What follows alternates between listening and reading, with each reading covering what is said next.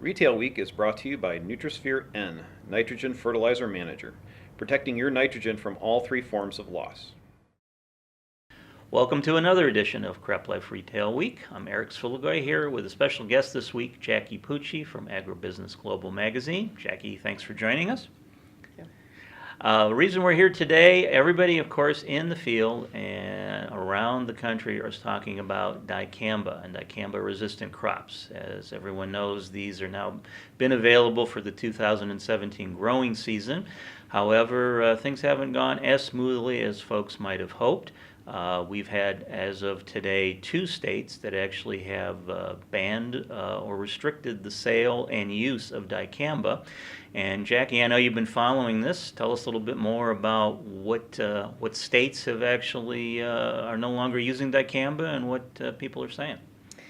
Well, Arkansas, as of July 11th, it's no longer legal there to use or sell. And soon after they announced that, the legislative council or legislative committee there had backed the plant board's decision to, proposal to ban it. Mm-hmm.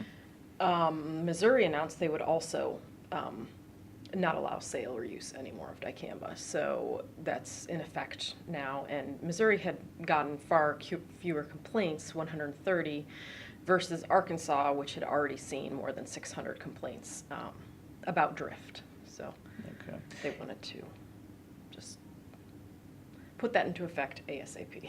Okay, and I know you were talking to the folks at Monsanto, of course, who are kind of at the center of a lot of this attention. What did they have to say about this? Well, I spoke with Ty Witten, who is the Monsanto North American Crop Protection Systems lead, and he talked quite a bit at length about, his thoughts on everything, and it seemed to boil down to its applicator error, and he kind of called it learning opportunities, and that just so much more education was needed on following the label requirements because things have gotten so much more complicated. Sure. Now there's a website you have to check. There are restrictions on tank mixes, nozzles, all sorts of new things, and applicators haven't had to think about these things for 20 years pretty much. Right.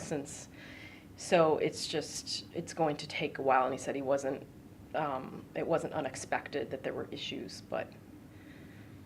Okay, I'm sure they didn't expect, though, that you'd have 2 states, including their home state of Missouri, that now have actually restricted or banned the use of dicamba. So we'll have to see what happens there. I know Monsanto's representatives I had read said that this technology is here to stay, so they're determined to stick with it. And I know they're encouraging growers in other states that are using it properly to share their proper use stories with representatives and agencies in those states so that some of the good application news can get out there as well. We'll take a break right now, but when we come back, we'll talk a little bit more about this dicamba issue. Over the 9+ years, they've done over 400 trials, side-by-side replicated trials, and we've shown that 90% of the time we've had a positive yield response with Nutrisphere. So 90% of the time a crop producer out of those 400+ trials could expect a positive response. That positive response is average 10 bushel an acre across all 400+ trials.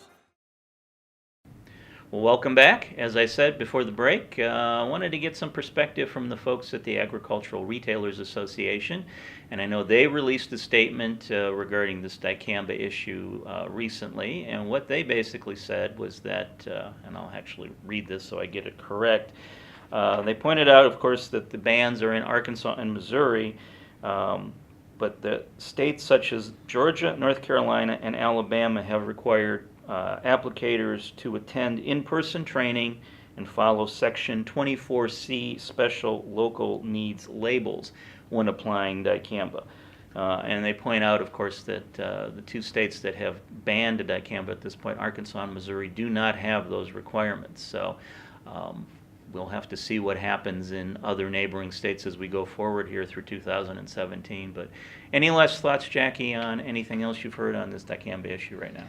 I just think it'll be interesting to see what the other states are going to do, and also for 2018, because this ban is in effect in Arkansas for 120 days, I think. Right. So just be on the watch for what's going to happen next. And one thing Ty Witten had mentioned also was if you had seen any problems in your fields, you should immediately call their hotline, which is 1-844-RR extend. Yes. Okay, we'll put that up on the screen for the folks so you can see it for yourself. Yeah, Jackie, this is just going to be an issue I think we'll be following all summer long, and I know it's interesting too that when we got the approval for dicamba use in 2017, I know the label approval is only through November of 2018, because I know that agencies were hedging their bets that if there were problems, they would have the ability to then not renew the label for use. So we'll have to see what happens as we move forward through this year and into next. But thanks for joining us this week on Crop Life Retail Week, and we'll see you again soon. Thank you to this week's video sponsor, Nutrisphere N Fertilizer Manager from Verdesian Life Sciences.